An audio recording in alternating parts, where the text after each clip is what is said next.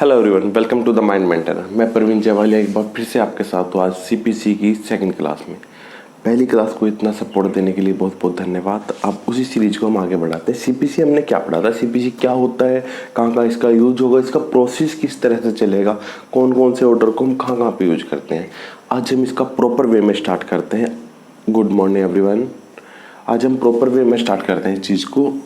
आज हम बात करेंगे इसके प्रिलिमिनरी की, जो इसका पार्ट 1 है।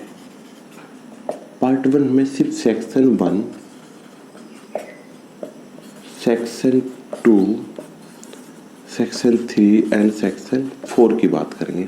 पार्ट 1 का जो सेक्शन 1 है वो तो आपको मालूम है, फर्स्ट क्लास में हमने पढ़ लिया था। उसको क्या क्या बताता है, इस एक्ट का नाम क्या, मतलब एक्ट अपने आप को इंट्रोड्यूस कर रहे हैं। एक्ट बता रहा है कि मेरा नाम क्या होगा, मैं कहाँ कहाँ अप्लाई होऊंगा, ठीक है, और किस डेट में मैं इन्फोर्स होऊंगा। सबको पता है इनेक्टमेंट कब हुआ था, 15 मार्च 1908। इन्फोर्समेंट कब हुआ था, फर्स्ट जनवरी ऑफ 1909। क्लियर। 1909 को एक एक्ट और इन्फोर्स हुआ था हमारा। 1 जनवरी 1909 को एक एक्ट और इन्फोर्स हुआ था हमारा। वो आपको बताना उस एक्ट का नाम क्या है।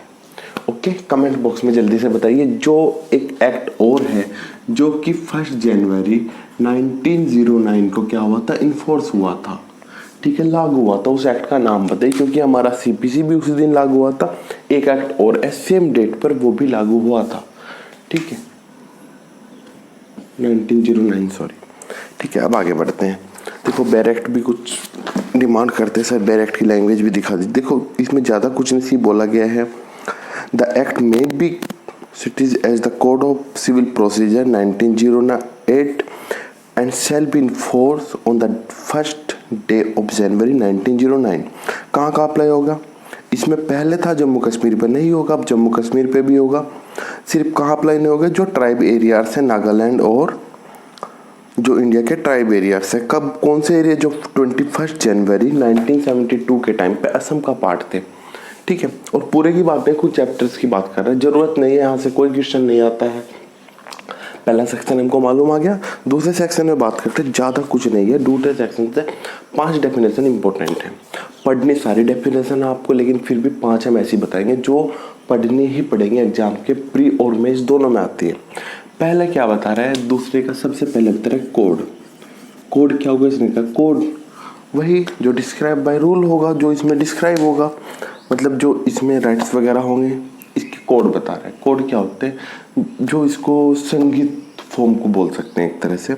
दूसरा डेफिनेशन दे रहा है आपका कोड के बाद, किसकी दे रहा है, डिक्री, ठीक है गोल्डी, डिक्री।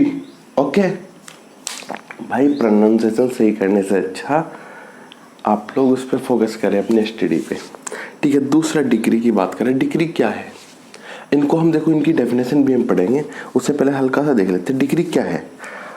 डिग्री क्या है, एक फॉर्मल एजुकेशन है किस चीज़ के लिए, जो डिटरमाइन करता है right of the parties, conclusively determine the right of the parties. मतलब जो डिग्री होगी, डिग्री क्या है, डिग्री कंक्लूसिव डिटरमाइन, मतलब फाइनल तौर पर डिटरमाइन करते किस चीज़ को, राइट ऑफ द पार्टीज। यही क्वेश्चन प्री में बनता है, यहाँ पे मोस्ट इंपॉर्टेंट क्वेश्चन है डिग्री का।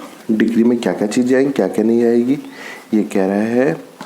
डिग्री क्या होगी, ये कह रहा है कि formal expression, formal expression of an किसका, एडजुडिकेशन, ठीक है, कौन सा, which determine the right of the parties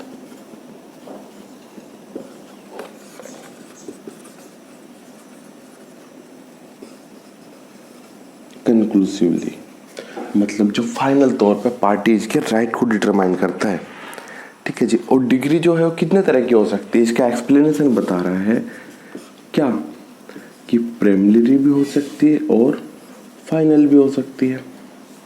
clear, कि डिग्री 2 तरह से हो सकती है, प्रीलिमिनरी भी हो सकती है और फाइनली भी हो सकती है, ठीक है। अब इसने बोला कौन कौन से सूट ऐसे हैं। अब देखो इसमें हम जिन जिन चीज़ों की जरूरत पड़ी वो सारा देख रहे हैं। पहली बात तो आपको डिग्री की डेफिनेशन देखना है, आपके बैरेक्ट में भी दिया गया है, आप उसको तोड़ के लिख दे जैसे हमने लिखा, जल्दी याद हो जाएगा आपको। देखो डिग्री क्या कह रहा है, degree means the formal expression of the education which so far as the regard of the court expressing it conclusively determine the right of the parties with regard to all or any of the matter in controversy of the suit may be either preliminary or finally, ठीक है, shall be deemed to include the rejection of plaint। मतलब ये कह रहा है क्या क्या चीजें होंगी वो तो हम देखेंगे। ये कह रहा है shall be deemed to include the rejection of plaint and the determination of any question with in, मतलब जो क्वेश्चन कोर्ट में चल रहा था उस क्वेश्चन के रिगार्डिंग बात कर रहा है, जो डिटरमाइन कर रहा है पार्टीज के राइट को, उन चीज़ों क्या बोलेगा डिग्री। यहाँ तक समझ आ गया। अब प्रिलिमिनरी फाइनली हो सकती है। अब ये बोल रहे सर प्रिलिमिनरी किस किस केसेस में हो सकती है। देखो जो फैमिली सूट होंगे, ठीक है, उनमें सब में होगी, मतलब पार्टीशन वाले सूट है उनमें प्रिलिमिनरी हो सकती है। सूट ऑफ अकाउंट के सूट में प्रिलिमिनरी डिग्री पास की जा सकती है। नोट आउट कर लीजिएगा। पहला partition of suit, joint family. देखो मेरी राम की और श्याम की एक प्रॉपर्टी है, श्याम ने कंस्ट्रक्शन शुरू कर दिया, मैंने कहा साहब ये तो मेरी प्रॉपर्टी, कोर्ट में चला गया। अब कोर्ट अगर ये बोलता है ठीक है हम केस लड़ो, आप जो जीतेगा प्रॉपर्टी उसकी। अब उस दिनों बाद वो बिल्डिंग बन के तैयार हो जाएगी। अब राम बोल देगा सर मेरा इतना खर्चा हुआ है कौन देगा, कि आप तो श्याम के पास पैसे ना हो, तो कोर्ट क्या करेगा, प्रिलिमिनरी डिग्री पारित करेगा या इंजेक्शन लगाएगा उसके ऊपर, किस काम को रोक दीजिए जब तक ये डिटरमाइन नहीं होता कि प्रॉपर्टी किसकी है। क्लियर। मतलब पार्टीशन में इशू हो सकती है, सूट ऑफ अकाउंट की कोई सूट होगी, प्रेमसन पे हो सकती है, और मैटर ऑफ मॉर्गेज वगैरह रिडेम्पशन में, फोरक्लोजर में प्रिलिमिनरी डिग्री पारित हो सकती है, और मेंशन प्रॉफिट में भी हो सकती है। 5 पॉइंट है आपने नोट कर लिए होंगे। ओके। अब ये बात करें कौन कौन सी चीजें डिग्री होंगी, ठीक है, डिग्री कौन कौन सी चीजें होंगी। रूल अगर आपने कल हमने बताया था जो ऑर्डर 7 रूल 11 क्या होगा, डिग्री होगा। ऑर्डर 7 रूल 11 क्या है, ये सिर्फ उसकी बात कर रहे हैं रिजेक्शन ऑफ प्लांट की, जो इस डेफिनेशन में भी दिया है आपके बैरेक्ट की, rejection of plant is also a degree. Clear. दूसरी बात कर रहे हैं जो सेक्शन 144 डिटरमाइन करता क्या, रेस्टिट्यूशन, ये भी क्या होगा, डिग्री होगा। ये दोनों चीजें क्या होंगी, डिग्री होंगी।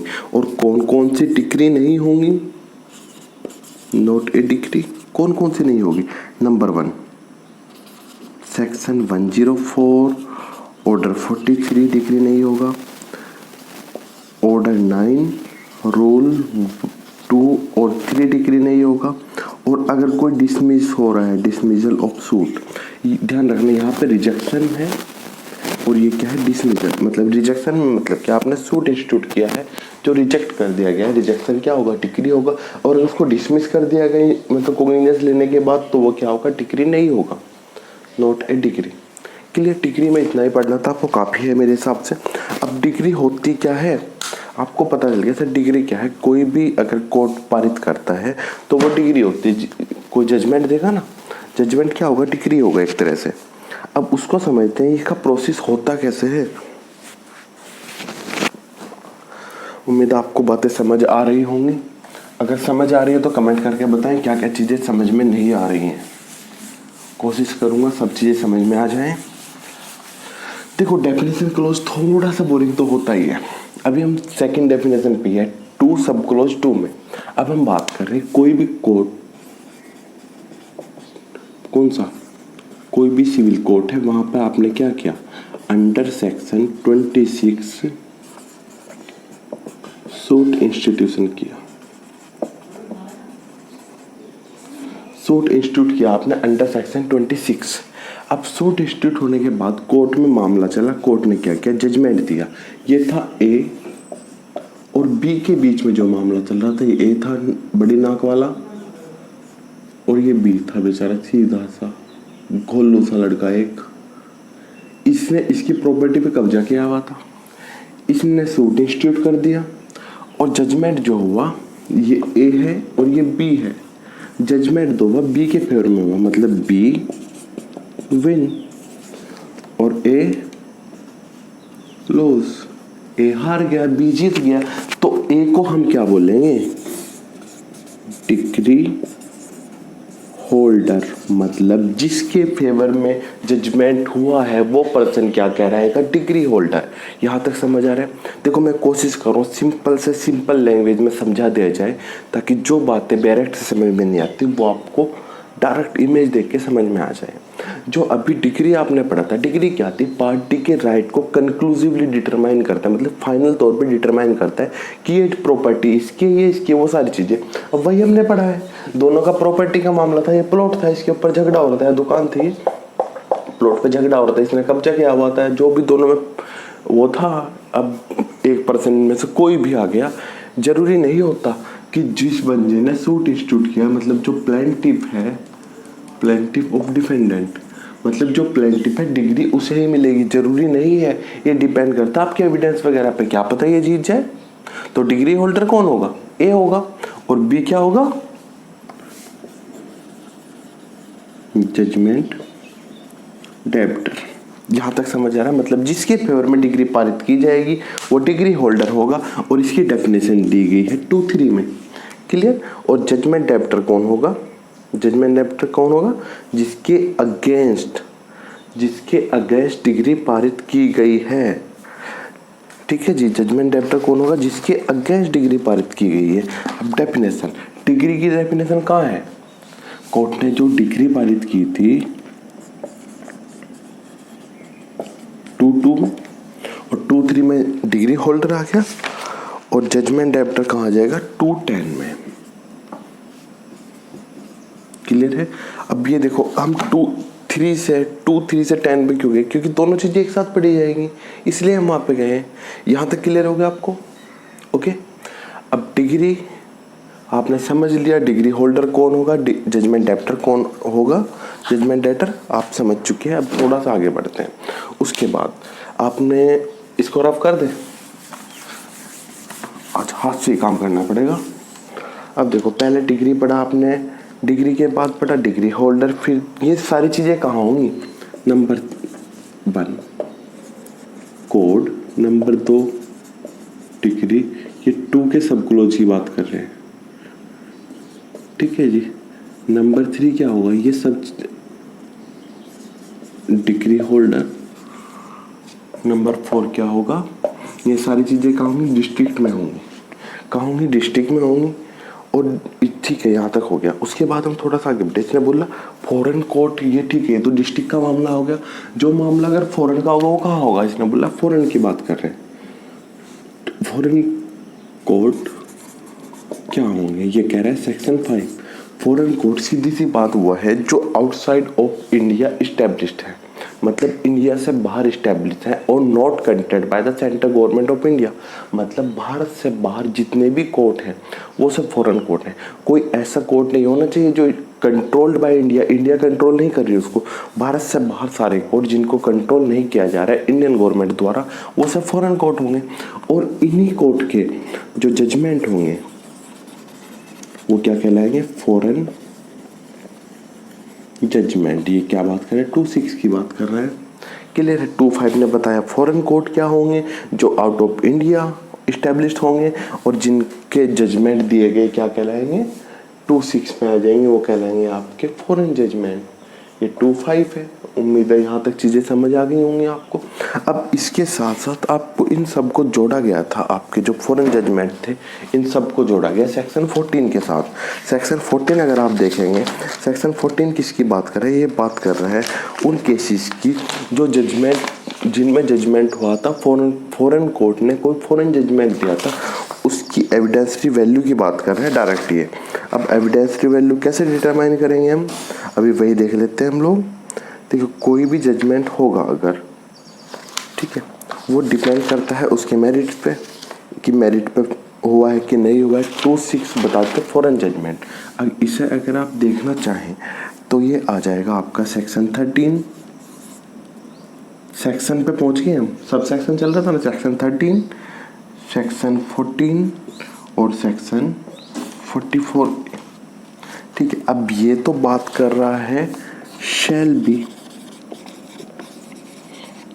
कंक्लूसिव प्रूफ, कि इसने कहा जो मामले फॉरेन कोर्ट द्वारा डिसाइड किए जाएंगे, कोर्ट उनको क्या मानना है, कंक्लूसिव प्रूफ कि इनके रिवर्ट करने का कोई राइट नहीं हो, कोई एविडेंस नहीं होगा, एक तरह से रेस जुडिकेटा की तरह अप्लाई होगा। लेकिन फॉरेन कोर्ट पर रेस जुडिकेटा अप्लाई नहीं होता है, यहाँ पे उसको एक तरह से कंक्लूसिव प्रूफ माना जाएगा। और 14 ने बताया है shall presume the regarding the foreign judgement.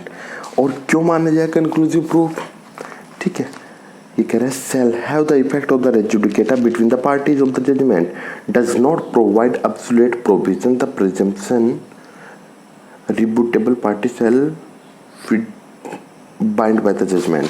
ये कह रहा है इसको कंक्लूसिव प्रूफ मानना चाहिए। और ये बात कर रहा है प्रिजम्पशन की।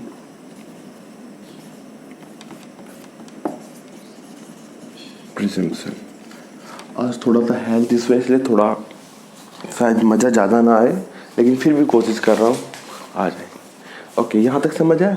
कंक्लूसिव प्रूफ होगा। और यहाँ पे प्रिजम्पशन की बात कर रिगार्डिंग द फॉरेन जजमेंट, वो क्या सोचेगा फॉरेन जजमेंट के रिगार्ड में, ये सोचेगा कि जो जजमेंट हुआ है ये pronounce by the competent jurisdiction वाले कोर्ट ने किया होगा, ठीक है, और कॉम्पिटेंट कोर्ट ने इसका जजमेंट दिया होगा जो कॉम्पिटेंट कोर्ट था, ठीक है। और यहाँ पे मेरिट पे फैसला किया गया होगा और ये जजमेंट जो डिसाइड किया गया होगा, यहाँ पे प्रॉपर अपॉर्चुनिटी मिली होगी एक्यूज और जो प्लेंटिफ था दोनों को अपने पक्ष रखने के लिए। और देखो यहाँ पे फॉरेन जजमेंट है और यहाँ पे क्या बात करें उसके एग्जीक्यूशन की, ये हम जब सेक्शन आएगा ना तब पढ़ेंगे, बाकी ये दोनों तो हमारे अभी कवर हो जाएंगे। ये प्रिजम्पशन की बात करें, देखो यहाँ पे इसने कुछ प्रिजम्पशन करेगा कोर्ट, कंक्लूसिव ये एविडेंस दे रहा है, रूल ऑफ एविडेंस।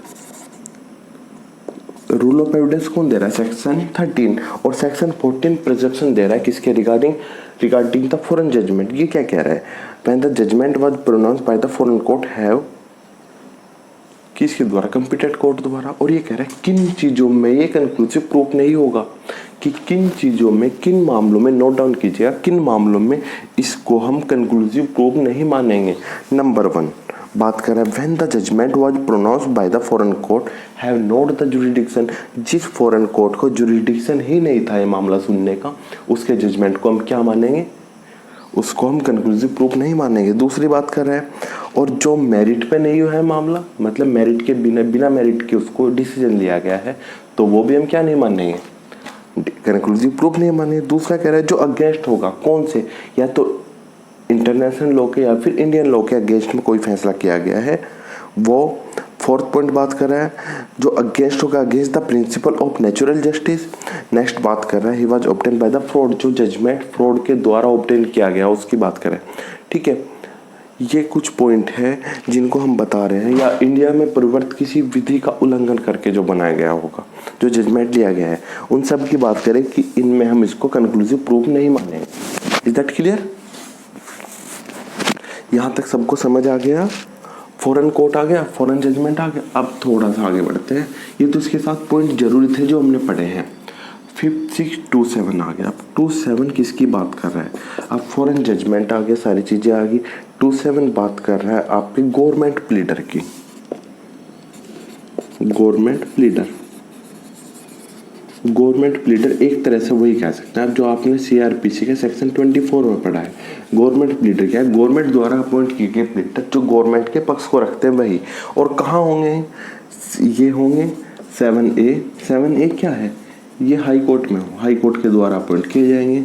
मैं याद रखने के लिए बता रहा हूँ क्योंकि इसके जस्ट बाद 7 के साथ क्या क्या जुड़ेगा, हाई कोर्ट, और दूसरा क्या जुड़ेगा 7 के साथ, इंडिया। 7B आप ये मान के चलो गवर्नमेंट प्लीडर हाई कोर्ट में किए जाएंगे, कौन करेगा, कहाँ पे है, इंडिया में।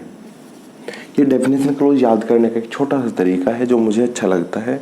जैसे 5 ने बता दे फॉरेन कोर्ट क्या देगा, 6 में जजमेंट देगा, ठीक है। और क्या यहाँ पे जाएगा कौन फॉरेन कोर्ट में, हम नॉर्मल कोई वकील नहीं जा सकता, कौन जाएगा, गवर्नमेंट प्लीडर जाएगा। जो गवर्नमेंट प्लीडर जाएगा कौन भेजेगा, हाई कोर्ट भेजेगा। किसका हाई कोर्ट, इंडिया का हाई कोर्ट। ए और बी डेफिनेशन याद आ गया, ठीक है। अब 2.8 में आएगा, 2.8 बात कर रहा है आपके जज की। जज कौन होंगे, जो भी प्रेस्क्राइब्ड अथॉरिटी होगी कोर्ट की, वो सब क्या कहलाएंगे, जज। और ये क्या देंगे, 2.9 इसने बोला ये जो जज होंगे ना ये जजमेंट देंगे, जजमेंट। फिर 2.10 हमने अभी पढ़ा था, जजमेंट डेटर, जो हमने पढ़ा था जिसके अगेंस्ट में एक डिग्री पारित हुई थी, टू 10 तक समझ आ गया। अब टू 11 की बात करते हैं। टू 11 मोस्ट इंपॉर्टेंट पार्ट है जो कि आपके मेंस एग्जाम के लिए बहुत इंपॉर्टेंट हो जाता है। टू 11 ये बात कर रहा है रिप्रेजेंटेटिव। रिप्रेजेंटेटिव का मतलब क्या है? कोई पर्सन जो किसी और को लीगली रिप्रेजेंट कर रहा है, मतलब ए का मामला चले लेकिन बी आके वहां पे खड़ा होता है। आप बताओ क्या हुआ? वो क्या है? वो लीगल रिप्रेजेंटेटिव का मतलब क्या है? या तो उसको अपॉइंट किया गया है किसी पार्टी द्वारा एज ए अपने लीगल रिप्रेजेंटेटिव के तौर पे, या फिर कोई डिजीज पर्सन है जो मरा है, जिसके बाद जो प्रॉपर्टी है या तो उसे मिलेगी, सीधी बात है, जो प्रॉपर्टी का मालिक होगा वो उसके साथ साथ जुड़े हुए सभी खर्चों का, सभी प्रॉब्लम का भी मालिक होगा। वही बात कर रहे हैं। ए मरा था, ए के बाद उसका एक पुत्र बचा है या उसका भाई बचा और कोई नहीं है पूरे खानदान में, तो अगर वो उसकी प्रॉपर्टी रखेगा तो उसके जितने भी दायित्व हैं वो भी उसके साथ जाएंगे। वही बात कर रहे हैं लीगल रिप्रेजेंटेटिव। रिप्रेजेंटेटिव का मतलब क्या है? जो भी चीज़ें उसके साथ जुड़ी होंगी वो सब उसके साथ जाएंगी। मतलब जो इस प्रॉपर्टी के बिहाफ पे किसी और के ऊपर केस करने का अधिकार रखता है, या फिर इस प्रॉपर्टी के बिहाफ पे इसके ऊपर अगर कोई केस किया जा सकता है तो ये क्या होगा? Legal representative. क्लियर? उम्मीद है ये चीज़ें आपको समझ आई होंगी। इसमें ज़्यादा कुछ नहीं है। एक केस था सोबारानी वर्सेस 4th ADJ फैजाबाद 2000 का। इस केस में कहा था जो सेकंड वाइफ थी ना उसको राइट दिया गया था उस प्रॉपर्टी का। अगर वो प्रॉपर्टी का राइट दिया गया तो वो लीगल रिप्रेजेंटेटिव अपने आप हो गई। ठीक है, ज़्यादा इसमें कुछ डिटेल में जाने की जरूरत नहीं है। सेक्शन 12 बात करता है, ये भी इम्पोर्टेंट है। सेक्शन 12 मेसने प्रॉफिट, कुछ मिशन प्रॉफिट बोलते हैं, कुछ मेसने प्रॉफिट बोलते हैं। मिशन प्रॉफिट, मेसने प्रॉफिट का मतलब क्या है? Anything obtained by the illegal possession of the immovable property. आपने किसी इमूवेबल प्रॉपर्टी पे कब्जा किया गया है। ये एक खेत था, ने इसके ऊपर कब्जा कर लिया। जितना बड़ा अपराधी होता है उसका नाक उतना ही बड़ा बनाते हैं। इसने कब्जा कर लिया और 3 साल तक कब्जा रखा है। 3 साल तक कब्जा रखा। कोर्ट ने जब ये बताई प्रॉपर्टी तो इसकी गोलू की है, तो गोलू को प्रॉपर्टी दे दी। अब गोलू ने कहा साहब ठीक है, लेकिन इसने कब्जा रखा 3 साल।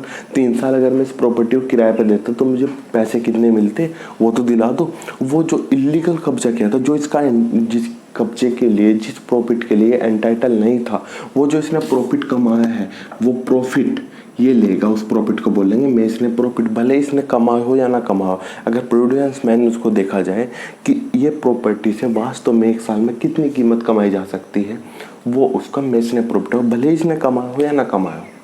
क्लियर? मेसने प्रॉफिट का 13 बात कर रहा है आपकी इमूवेबल प्रॉपर्टी की, जो कि आपकी 22 IPC में भी है शायद।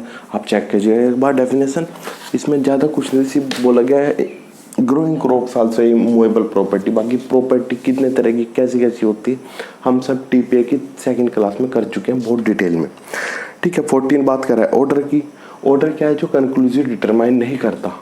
डिग्री कंक्लूसिव डिटरमाइन करते लेकिन ऑर्डर नहीं करता, सिर्फ इतना था। 15 प्लीडर की बात है, जो नॉर्मल प्लीडर होंगे। 16 बात कर प्रेस्क्राइब्ड, मतलब जो प्रेस्क्राइब्ड बाय लॉ होंगे, by this act. Is that clear? उम्मीद आपको समझ आ रहा होगा। आज का थोड़ा हेल्थ इशू है इसलिए शायद वीडियो भी लेट हो रही है। 17 बात करें पब्लिक ऑफिसर। पब्लिक ऑफिसर कौन से होंगे? आपको मालूम है, आपने 21 आपके IPC में पढ़े हैं, हमने डिटेल में पढ़ा है पब्लिक ऑफिसर, वो सारे पब्लिक ऑफिसर होंगे। 18 बात कर रहा है आपकी रूल की। 19 बात कर रहा है शेयर वगैरह। 20 कोई ज़रूरत नहीं है, सिर्फ इतने डेफिनेशन क्लोज आपको याद रखने हैं। ठीक है, ये चीज़ छोटी सी चीज़ें आपको याद रखनी है। इसके बाद हम नेक्स्ट क्लास में पढ़ेंगे आगे किस किस तरह से सूट इंस्टीट्यूट होगा, क्या क्या चीज़ें उसकी बनेंगी, क्या क्या उसके लिए प्रोसीजर अप्लाई किए जाएंगे। उम्मीद है क्लास आपको समझ आई होगी। अगर समझ आई इनको लाइक शेयर और सब्सक्राइब करें। और गाइस दूसरी बात जो आप लोग बात कर रहे थे, अभी 9 अगस्त को एग्ज़ाम है बिहार PCJ का। उसके लिए क्रैश कोर्स चला गया है जिसकी फ़ीस रखी है 1100, क्योंकि 1 महीने में सारा कोर्स कंप्लीट कराना है। जितना भी GS और आपके करंट अफेयर और आपका लॉ का पोर्सन है, मैक्सिमम लॉ तो पूरा ही कवर कराएंगे बहुत डिटेल में अच्छे से, क्योंकि टाइम कम है, 1 महीना है और साथ साथ हमें प्रीवियस ईयर के पेपर भी करने हैं। तो इसलिए ये फ़ीस रखा गया है, क्योंकि सारी चीज़ें मैं नहीं कराऊंगा, कुछ और फैकल्टी भी कराएंगे। ठीक है, जो ज्वाइन करना चाहता है, जितना जल्दी ज्वाइन करना चाहे जल्दी से ज्वाइन करें। ठीक है, क्योंकि 6 तारीख से हमारी क्लास स्टार्ट हो जाएंगी। ओके गाइस, मिलते हैं नेक्स्ट क्लास में। Thank you very much and all the best.